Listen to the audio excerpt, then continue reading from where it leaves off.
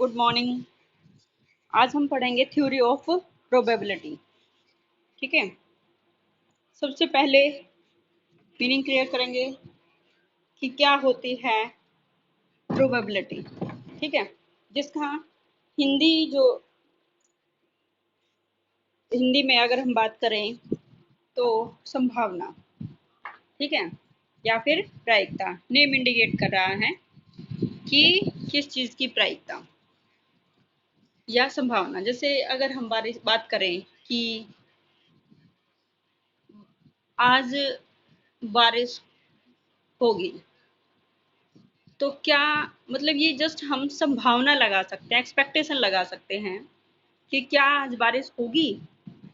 ये हो भी सकती है और नहीं भी। इट मीन्स जो बिल्कुल क्लियर ना हो, स्पष्ट नहीं है कि वो काम होगा या नहीं होगा। ठीक है, तो उसको हम बोलते हैं प्रायिकता, ठीक है, या फिर संभावना। ठीक है, ये हमारा बिजनेस स्टैटिस्टिक्स के अंदर थ्योरी ऑफ प्रोबेबिलिटी चैप्टर है, बीकॉम सेकेंड ईयर। ठीक है, अब हम यहाँ पर बात करेंगे तो या फिर दो क्रिकेट टीम है, मैच चल रहा है, हमें नहीं पता कि कौन सी टीम जीतेगी। क्यों? क्योंकि क्या पता किस टाइम पे कौन सी टीम अच्छा परफॉर्म करना स्टार्ट कर दे। तो इसलिए जब संभावना की बात आती है, क्लियर नहीं होता, तो उसको हम क्या बोलेंगे? प्रोबेबिलिटी बोलेंगे। ठीक है, तो किसी भी वाक्य से घटना के निश्चित रूप से घटने का संकेत नहीं मिलता। ठीक है, तो वो होता है हमारा प्रोबेबिलिटी या प्रायिकता। ठीक है, बात आती है कि development of theory of probability. It mean संभावित जो सिद्धांत है, इसका विकास कब हुआ। इस सिद्धांत का जो विकास है 17वीं शताब्दी में हुआ था। स्टार्टिंग में क्या होता था कि जैसे जो सट्टा लगाते हैं ना, आप लोगों ने देखा होगा कि किसी भी कोई भी टीम है या मैचेस चल रहे हैं, तो कोई दो व्यक्ति हैं आपस में सट्टा लगा लेते हैं कि मेरी ये टीम जीतेगी और वो ये टीम जीतेगी। तो ऑलमोस्ट जो सबसे पहले जो सट्टे संबंधी जो समस्याएं हुआ करती थी, उनको हल करने के लिए प्रयोग किया जाता था। ठीक है, बट बाद में क्या हुआ, प्रॉब्लम बाद में बहुत सारे विद्वान आए और उन्होंने जो ये प्रॉब्लम ऑफ चांस है, या जिसको हम बोल सकते हैं प्रॉब्लम रिलेटेड टू गैम्बलिंग है, इसकी बहुत ज़्यादा स्टडी की। और ये हर एक चीज़ में मतलब इन्होंने देखना शुरू किया कि जब तक, क्योंकि फ्यूचर अनसर्टेन होता है, कि अनिश्चित होता है कि होगा, ये काम होगा या फिर नहीं होगा। ठीक है, ऐसे हमने मान लीजिएगा सिक्के उछालते हैं दो, सिक्के उछालने पर या तो हेड आएगा या फिर टेल आएगा। ठीक है, या फिर हम वो खेलते हैं, लूडो खेलते हैं, गिट्टी होती है जिसको हम बोलते हैं डाई, पासा बोलते हैं उसको, अगर हम थ्रो करेंगे तो उसमें 1 से 6 तक नंबर होते हैं। तो 1 से 6 नंबर आने की क्या प्रायिकता होगी। ठीक है, तो इस सिद्धांत में जो सबसे पहले जो कार्य है वो किसने किया? हमारे सबसे फेमस जो मैथमेटिशियंस थे, पास्कल, उसके बाद फर्मेट और गैलीलियो ने किया। ठीक है, 19वीं और 20वीं शताब्दी के जो मैथमेटिशियन या स्टैटिस्टिक्स पर्सन्स रहे हैं, विद्वान रहे हैं, उन्होंने इस थ्योरी को आगे बढ़ाया।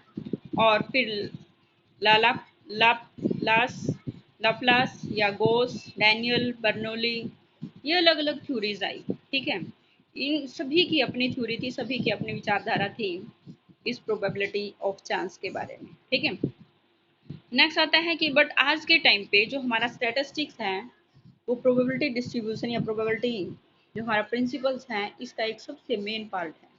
ठीक है, यहाँ पे लॉ ऑफ स्टैटिस्टिकल रेगुलरिटी या law of inertia of large numbers, इस टाइप के सिद्धांतों के ऊपर ये प्रोबेबिलिटी आधारित है। इसमें हमारे बहुत सारे टेस्ट हैं। ठीक है, टेस्ट ऑफ सिग्निफिकेंस, इसमें जब हम एमकॉम लेवल पे जाएंगे तो हमारे पास T test, F test, Z test, chi square test, इस टाइप से बहुत सारे टेस्ट आएंगे।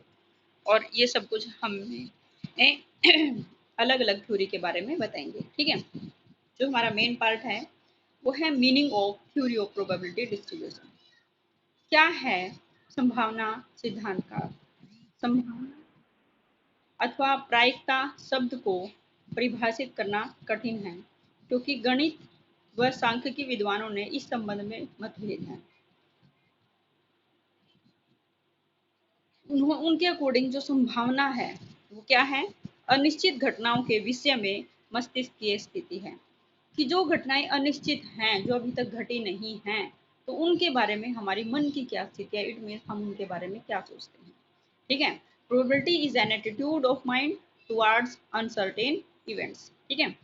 किसी दी हुई घटना के घटने की संभावना ही उस घटना की प्रायिकता होती है। क्लियर। और एक बात का और ध्यान रखना है हमेशा कि जो हमारा प्रोबेबिलिटी है इसको हम पी साइन से डिनोट करेंगे। ठीक है। पी ब्रैकेट में ई, कैपिटल ई। ठीक है। और हमेशा और हमेशा प्रोबेबिलिटी होती है वो 0 और 1 के बीच में होती है, कभी नेगेटिव प्रोबेबिलिटी नहीं होती और कभी भी एक से ज़्यादा नहीं होती। तो हमेशा प्रोबेबिलिटी है वो 0 और 1 के बीच में होती है। ठीक है। अगर कोई घटना निश्चित रूप से नहीं घटेगी, ठीक है, तो उसकी घटना जो उसकी प्रोबेबिलिटी 0 हो जाएगी। अगर कोई घटना घटेगी तो उसका जो सॉल्यूशन है 0 और 1 के बीच में आएगा, या मैक्सिमम निश्चित रूप से घटेगी तो उसका सॉल्यूशन हो जाएगा 1। ठीक है। तो प्रोबेबिलिटी हमारी फर्दर टू टाइप्स की होगी। ऑब्जेक्टिव मतलब प्रोबेबिलिटी के अंदर दो अप्रोच हैं, ऑब्जेक्टिव एंड सब्जेक्टिव अप्रोचेस। ठीक है। जो हमारी ऑब्जेक्टिव अप्रोच है इसको हम क्या बोलेंगे, क्लासिकल अप्रोच, और दूसरा इम्पेरिकल अप्रोच। जो हमारी क्लासिकल और अप्रोच है इसको हम दूसरा नेम दे सकते हैं मैथमेटिकल अप्रोच, और इम्पेरिकल जो अप्रोच है ये रिलेटिव फ्रीक्वेंसी अप्रोच होगी। ठीक है। और फिर उसके बाद आता है हमारे मॉडर्न अप्रोच। ठीक है। देखो सबसे पहले हम बात करेंगे ऑब्जेक्टिव और प्रोबेबिलिटी अप्रोच।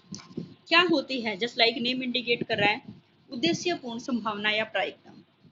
कि जो हमारी प्रोबेबिलिटी है ये अप्रोच है उद्देश्यपूर्ण प्रायिकता प्रकृति के सामान्य नियमों पर आधारित है। इट मीन्स ऐसे नियमों के ऊपर आधारित है जो कि हर एक फील्ड में अप्लाई होते हैं।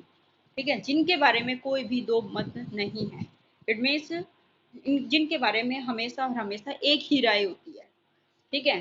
कभी दूसरी राय नहीं बन सकती। तो वो होते हैं उद्देश्यपूर्ण प्रायिकता या संभावना। ठीक है। इस प्रकार की प्रायिकता व्यक्तिगत मत इट मीन सब्जेक्टिव अप्रोच से अलग है, जो केवल किसी व्यक्ति विशेष के व्यक्तिगत मत पर ही आधारित है। अतः उद्देश्यपूर्ण मत पक्षपात की परिधि के बाहर है। मतलब कहने का क्या होता है कि जो फर्स्ट है ऑब्जेक्टिव प्रोबेबिलिटी, इसमें किसी भी टाइप का कोई भी पक्षपात नहीं होता। ठीक है।